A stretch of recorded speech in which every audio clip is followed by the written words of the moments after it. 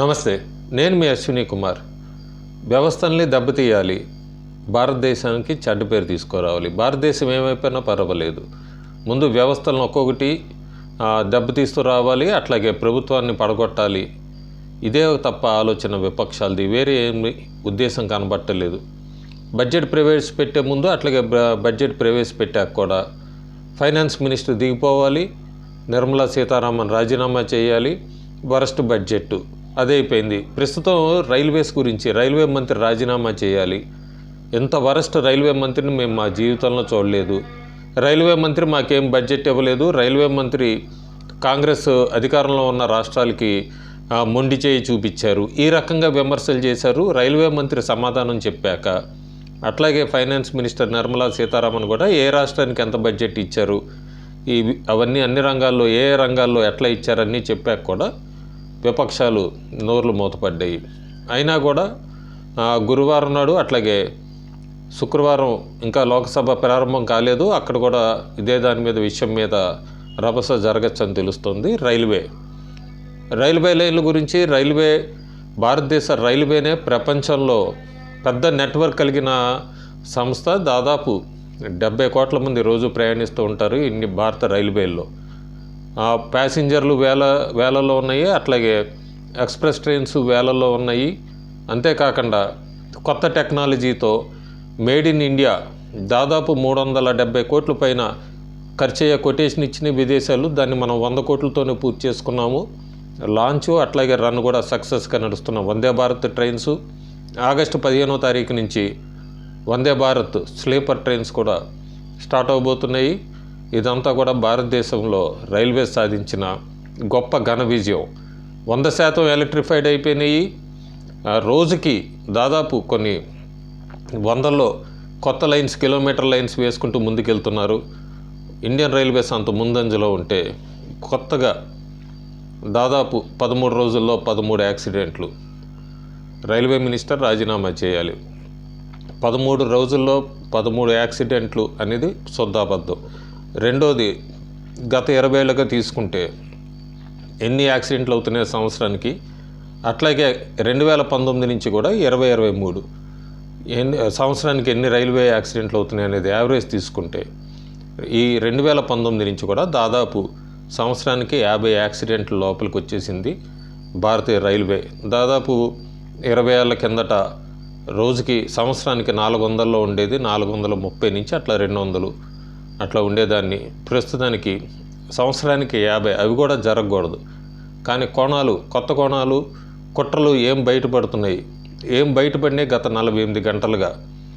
దాదాపు కొన్ని వీడియోస్ అయితే నేను ప్లే చేస్తాను, కొన్ని అయితే రైట్ లేదు ప్లే చేయటానికి.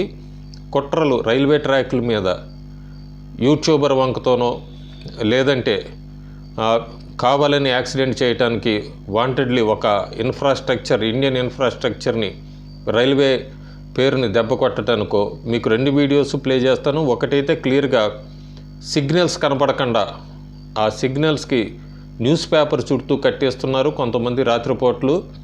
ఆ రైల్వే లైన్ మొన్న ఈ మధ్య ఒక యాక్సిడెంట్ కూడా సిగ్నల్ తప్పిదం వల్ల జరిగింది. ఆ సిగ్నల్ కూడా ఎందుకంటే ఇలాంటి కుట్ర వల్లనే క్లియర్ కట్ కనబడుతుంది ఆ వీడియోలో. ఆ సిగ్నల్స్ అన్నీ కనపడకుండా గట్టిగా న్యూస్ పేపర్ వేసి కట్టేస్తున్న కొంతమంది విద్రోహ శక్తులు. రెండోది, ఉత్తరప్రదేశ్లో పట్టుకున్నారు. ఉత్తరప్రదేశ్ రైల్వే ట్రాక్ మీద అంతా కూడా రాళ్ళు, సైకిళ్ళు ఇవన్నీ పెట్టి అతని దగ్గరుండి కూడా ఒక వీడియో చేయటం, ఆ వీడియోని అతను సోషల్ మీడియాలో ఇన్స్టాగ్రామ్లో పోస్ట్ చేయటం, ట్రైన్ పడిపోతుందా లేదా ఎలా వెళ్తుంది అంటూ కూడా అతను వీడియో షూట్ చేయటం. ఇదంతా కూడా ఉత్తరప్రదేశ్లో అయితే ఒకటి లైవ్లోకి వచ్చింది. అతన్ని కూడా సోషల్ మీడియాలో అందరూ అతన్ని అరెస్ట్ చేయమన్నప్పుడు తర్వాత అతని మీద చర్య తీసుకున్నారు. సో అన్ని యాక్సిడెంట్లు కూడా చాలా వరకు మానవ తప్పిదాలు అంటున్నారు, కానీ కొన్నిటి వెనకైతే ఖచ్చితంగా కుట్ర అనేది బయటపడుతుంది. దీనికన్నిటికీ కొన్ని విపక్షాలకి వాళ్ళ కళ్ళ ముందు కనబడుతున్నాయి. నాలాంటి వాడికి ఆ వీడియోస్ అంటే క్లియర్గా విపక్షాలు కూడా ఆ వీడియోస్ చూసుకోవచ్చు, కుట్రదారులు ఎట్లా ప్రయత్నిస్తున్నారని. అంతేకాకుండా రైల్వే ప్లాట్ఫామ్స్ మీద వీటన్నిటి మీద కూడా ప్రధానమంత్రి బొమ్మ అంతా కూడా బోర్డు నేమ్ ప్లేట్ మీద ఉండాలి. మీకు ఒక్క ఇమేజే పెడతాను. ఇలాంటి చాలా కేసులు ఉన్నాయి. కర్ణాటక, కేరళలో, రాజస్థాన్లో చాలా బయటపడినాయి. కానీ ఇది నేను పెడుతున్నది కేరళలో ఒక రైల్వే స్టేషన్ ప్లాట్ఫామ్ మీద ప్రధానమంత్రి నరేంద్ర మోడీ బొమ్మ కనబడకుండా న్యూస్ పేపర్ అంటించేసి వాళ్ళ వరకు వాళ్ళ స్టాల్ పేరు వేరుకు పెట్టుకుంటూ ఇదంతా కూడా రూల్స్కి ఎగెనెస్ట్. కానీ మోడీ వ్యతిరేకులంతా కూడా ఇట్లాంటి ప్రచారాలు కూడా చేస్తున్నారు. నిజంగానే కాంగ్రెస్ కూటమి కానీ అంతకుముందు కాంగ్రెస్ ప్లస్ కూటమితో అధికారంలో ఉన్నప్పుడు రైల్వేకే ఉన్నంత అభివృద్ధి చేస్తే, రైల్వే మంత్రి అశ్విని వైష్ణవ్ మాట్లాడుతున్నప్పుడు కౌంటర్గా ఇదిగో మేము మీకు ఇచ్చేసాము, మేము భారతదేశానికి ఇచ్చేసాము, ఇండియన్ రైల్వేస్కి ఇది చేసామని చెప్పి డేటాతో ముందుకు రావాల్సిన నాయకులు అక్కడ ఏదీ లేదు కాబట్టి రైల్వే మంత్రి రాజీనామా చేయాలి, ఆయన్నే టార్గెట్ పెట్టుకొని లోకసభలో అరుపులు తప్ప దాదాపు ATP automatic train protection system 58 సంవత్సరాలు వాళ్ళు అధికారంలో ఉన్నారు. ఎప్పుడూ కూడా ఒక్క లైన్కి కూడా తీసుకురాలేకపోయారు.